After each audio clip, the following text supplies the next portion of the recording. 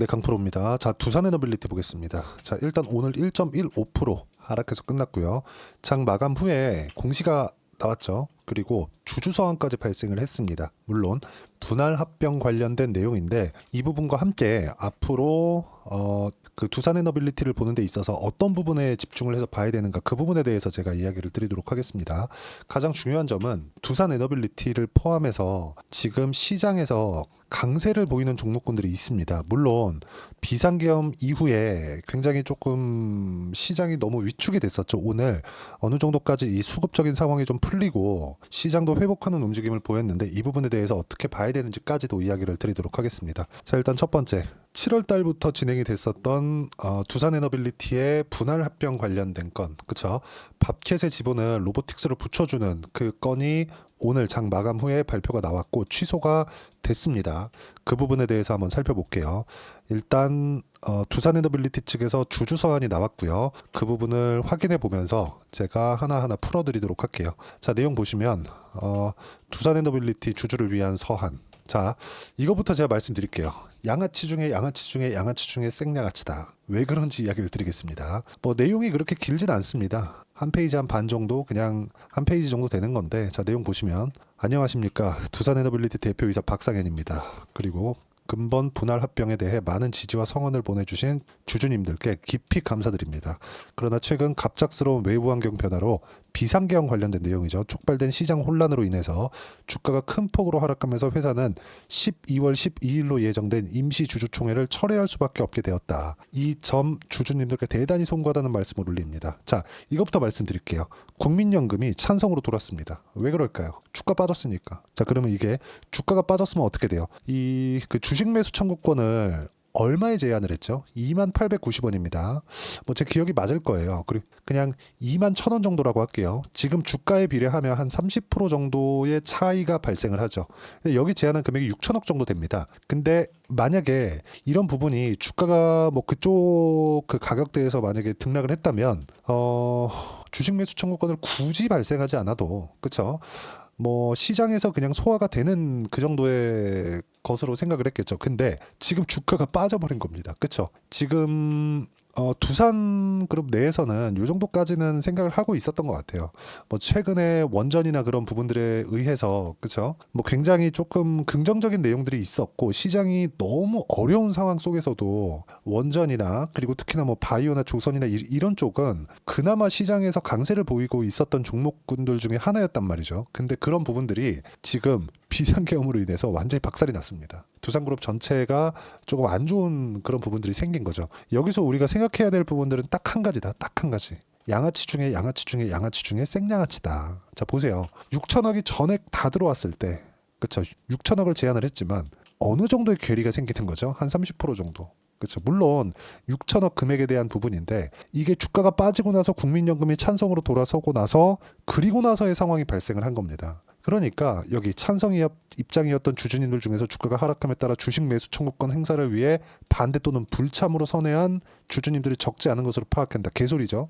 주가가 빠졌으니까 21,000원하고는 괴리가 충분히 발생을 했고 회사에서 사주는 부분이 있으면 회사에서 그 가격대를 다 떠안아야 된다는 거잖아요. 30%를 떠안아야 된다는 거잖아요. 이런 부분을 했을 때 실익이 없다는 거죠. 그러니까 이런 상황을 왜 만드냐. 괜히, 그쵸? 아니, 지금 제가 이야기를 드리고 싶은 내용 중에 하나는 SMR의 주가를 한번 보세요. 미국 시장이 얼마나 그 선진화되어서 움직이는지 보면 SMR을 보면 알 수 있습니다. 뭐 미국 시장이 잘 올라가서 제가 이런 이야기를 드리는 게 아니라, 자, 내용 한번 보시면 SMR이 뭡니까? 뉴스케일 파워예요. 뉴스케일 파워 주가가 24년 초에 얼마입니까, 이거? 3달러 정도 되죠. 2.4달러, 그렇죠?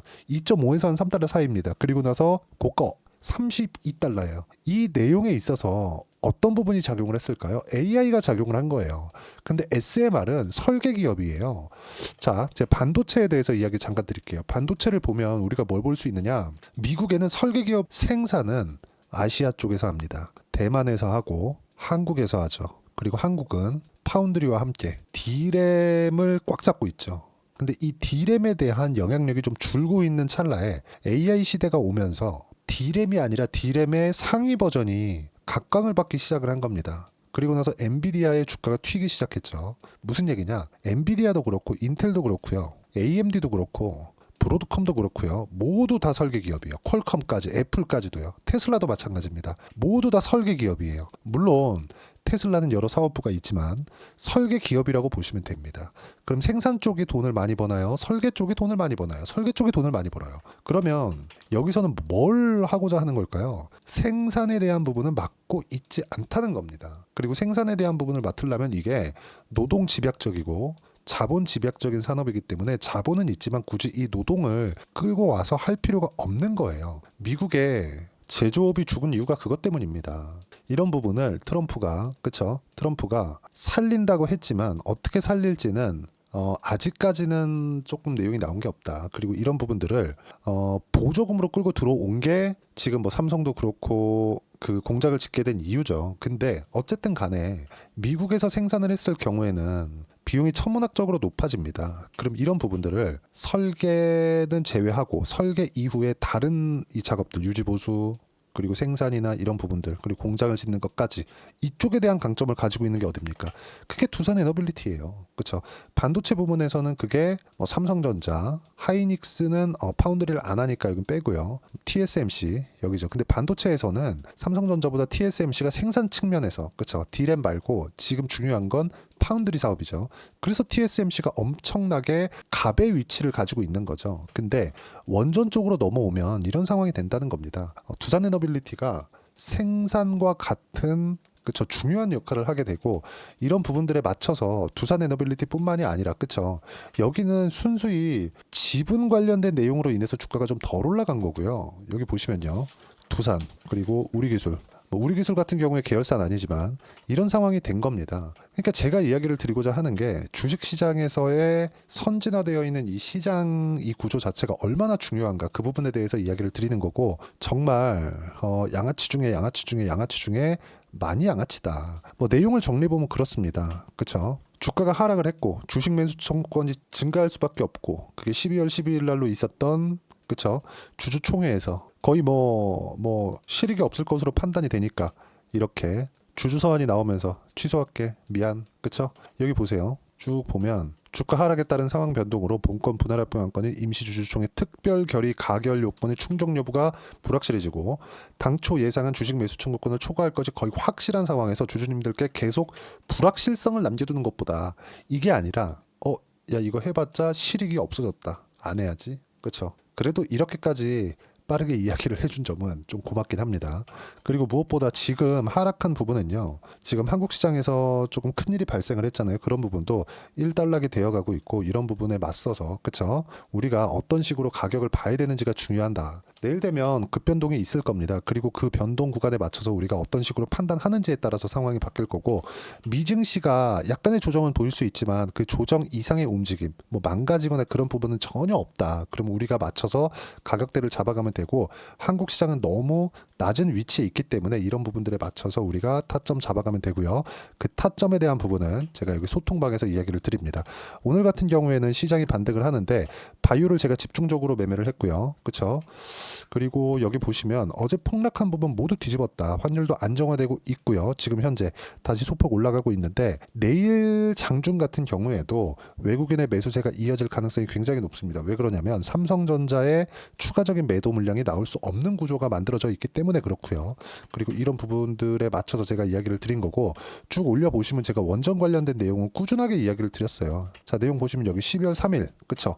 비상계엄이 터지기 딱 그 전에 대한 움직임입니다. 보세요. 바이오, 원전, 조선만 제한적으로 매매해야 된다. 무조건 확인하자. 그리고 쭉 보시면 지난주 금요일 날 시장이 굉장히 안 좋았을 때도 반등 확인 후에 매매가 필요하다. 무조건. 그래서 오늘 반등 확인 후에 바이오 쪽으로 먼저 매매한 거고 내일 같은 경우에는 두산 에너빌리티의 반등이 확인되자마자 매수 타점을 소통방에서 제가 이야기 드리도록 하겠습니다. 모두 실시간으로 확인할 수 있게 이야기 드리고 있으니까 그리고 모두 무료고요. 돈 안 받아요. 대신에 구독과 좋아요 눌러주시고요. 입장 링크를 제가 보내드릴 수 있게 여기 010-8713-1916으로 구독이라고 문자 보내주시면 소통방 입장 링크를 순차적으로 공유를 해드리도록 하겠습니다. 자, 그리고 이렇게 매매를 했을 때 내가 어느 정도까지 성과를 낼 수 있는지 제 가격에 대해서 강조를 드리고 있으니까 그 부분을 한번 보여드리면, 매매하는 과정에서 가격을 보는 게 이렇게 중요하다. 제가 두산 에너빌리티도 확인하고 매매를 하라 그랬죠. 모든 주도주는 확인한 이후에 타점을 잡아야 된다. 그리고 이런 부분들을 소통방에서 제가 실시간으로 이야기를 드리고 있고요. 자, 내용 한번 보시면 알테오젠 같은 경우에 올해 얼마나 좋았습니까? 오늘도 11% 상승을 했고 시장이 반등하는 것에 맞춰서 그쵸, 가장 강하게 반등을 했죠. 자, 내용 보시면 어때요? 상승하는 구간별로 확인하고 매매를 한 결과 30%대 수익 구간 꾸준하게 만들어 오고 있고요. 그리고 뭐 두산 에너빌리티를 얘기하고 있으니까 뭐 두산이나 그런 종목을 보더라도 상승을 확인하고 나서 매매를 했을 때 14%, 4% 이렇게 그쵸? 꾸준하게 수익 구간 만들어가고 있습니다. 매매하는 과정에서 확인하고 매매하는 게 가장 중요하고 보유 기간을 줄이는 게 핵심입니다. 그리고 이런 부분들을 소통방에서 이야기를 드리고 있고요. 모두 무료로 진행하고 있으니까 구독과 좋아요 그리고 댓글 하나씩 달아주시고요.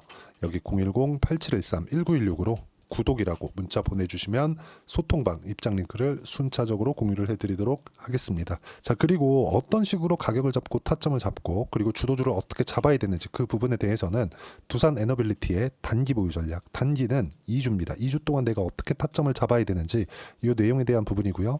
그리고 주도주를 잡고 내가 얼마에 잡아야 수익 구간을 빨리 전환시킬 수 있을지 이 가격 전략에 대한 부분을 함께 내용 준비를 해놨고, 이 내용도 모두 무료로 진행하고 있으니까 구독과 좋아요 눌러주시고요. 여기 010-8713-1916으로 두산 에너빌리티라고 문자 보내주시면 여기 가격 그리고 단기 보유 전략 함께 공유해드리도록 하겠습니다. 자, 시장이 굉장히 어려운 시간을 지나고 있는데 최악의 상황은 화요일로 끝났습니다. 그렇죠? 수요일부터는 굉장히 조금 긍정적으로 보실 만한 내용이 있고, 무엇보다 가격을 얼마에 잡는지 그리고 어떤 종목을 잡는지가 가장 중요하다. 종목군은 물론 주도주 안에서 내가 매매를 해야 된다는 점이 중요하고요. 그리고 주도주는 가격에 의해서 결정된다는 점, 그리고 신고가를 확실하게 확인하고 매매를 해야 된다는 점이 중요합니다. 그리고 연말 지나고 나서 1월 달에는 꽤 괜찮은 시장이 만들어질 겁니다. 너무 많이 빠졌기 때문에. 그럼 이 구간에서 어떤 종목을 해야 되는지 제가 딱 한 종목만 준비를 해놨으니까 영상 끝까지 시청하시고요. 모든 분들이 성공 투자하셨으면 참 좋겠습니다. 자, 여전히 시장은 녹록지 못합니다. 이런 상황이 벌어지는 건 어쩔 수 없습니다. 이런 상황에서도 수익이 나는 종목들의 구조는 변하지 않습니다. 즉, 대시세 종목에 대한 구조는 변하지 않는다는 거고, 실제 제가 소통방에서 지속적으로 이야기를 드리고 있는 내용도 대시세 종목이나 시장 주도주를 공략하는 건 철저하게 가격 분석을 하라고 이야기를 드리고, 가격 분석 이후에는 이슈에 대한 파악, 그리고 이슈를 파악하고 나서는 다시 내가 얼마에 매수할지 그 타점에 대한 부분을 지속적으로 언급을 하고 있습니다. 자, 근데 생각해 보세요. 시장이 굉장히 어려웠습니다. 어려운 상황에서의 어떤 종목들이 강했냐 보면 반도체와 그리고 바이오입니다. 자, 실제 여기 보면요. HLB에 제가 실제 매매한 내용을 띄워놓고 보여드리고 있는데 1월 22일부터 매매를 시작해서 4일 동안 31%의 수익 마감이 됐고요. 그리고 여전히 신고가 종목입니다. 자, 그리고 그 다음 어보브 반도체, 이름을 보시다시피 반도체 종목이죠. 그리고 AI 반도체는 지속적으로 강세를 보이고 있습니다. 이 종목도 신고가를 먼저 달성한 이후에 제가 21%의 단기간에 21%의 큰 수익을 내고 마감이 됐습니다. 다시 재공략을 준비하고 있고, 이런 부분은 소통방에서 다 공유를 해드립니다. 자, 그리고 코세스, 자, 코세스 같은 종목도 당연히 그쵸, 신고가 종목이고요. 그리고 반도체 종목입니다. 이 종목도 영업일 기준에서 이틀 동안 대략 한 15%의 수익 마감이 됐습니다.